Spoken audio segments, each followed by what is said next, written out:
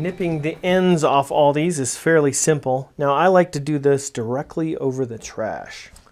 I don't like to see these things end up anywhere near my bench. So whether it goes onto the floor or the trash, I don't really care. But I don't want this anywhere near my bench.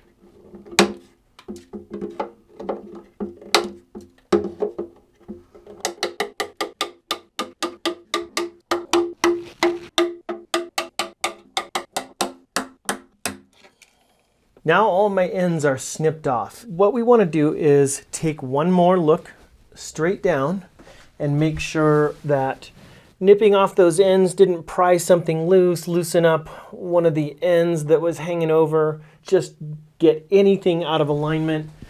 If we snipped and twisted, especially over the soundboard, we're especially prone to that because we don't always have a good angle and a small enough snip to get in between these frets to get these fret ends nipped off. So just take a last look down, make sure that everything is still seated exactly like we want to. And if they aren't, then we want to put our clamp caul and some super glue and really get those ends to seat well. It's a lot of extra work sometimes to have this clean look of this binding.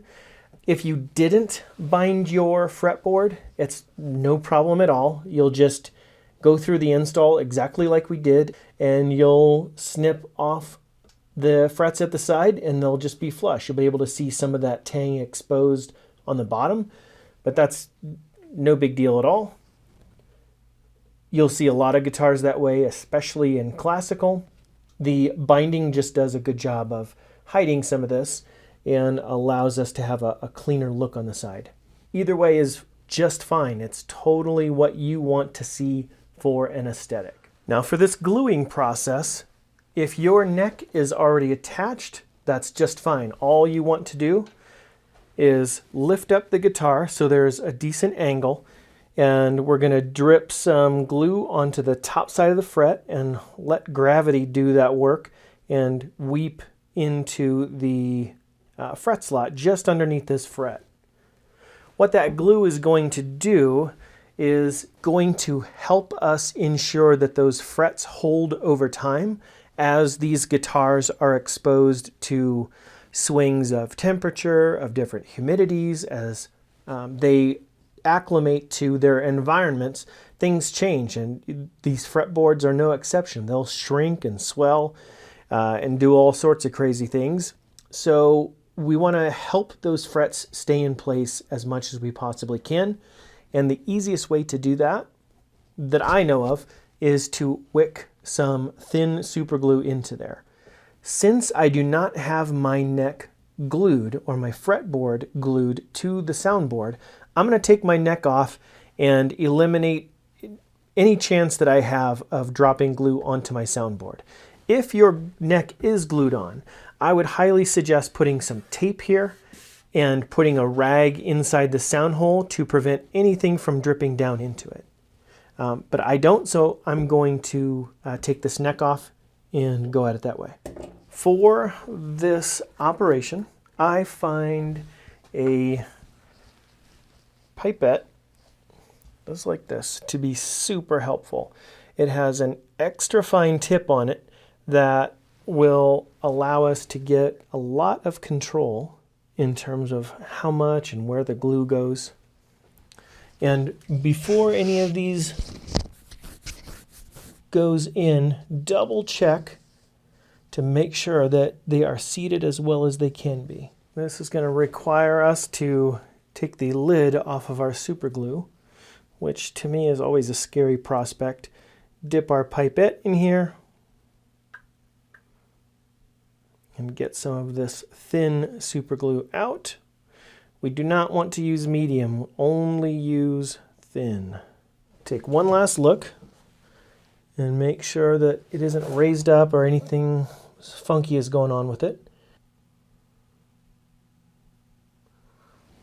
Just a little drop along the edge. It should wick down underneath there and get into the fret slot.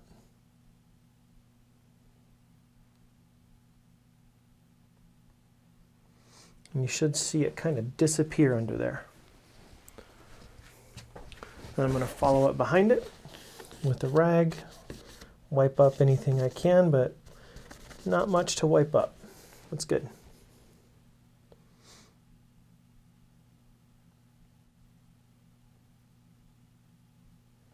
Make sure that you go all the way across and get the ends of the fret where it is on the binding. I am only doing this from one side simply because it is less cleanup.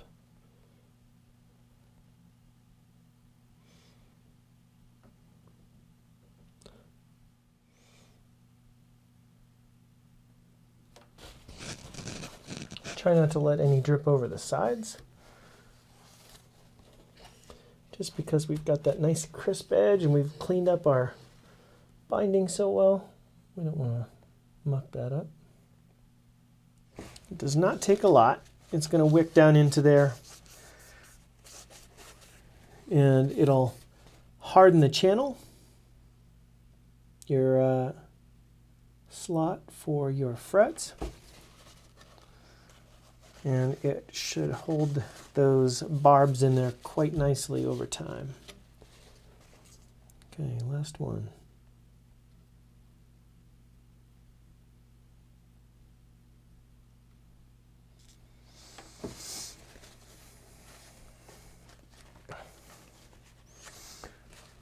Hopefully everything you saw along this way was good and that we can continue on our merry way. I'll show you what's next.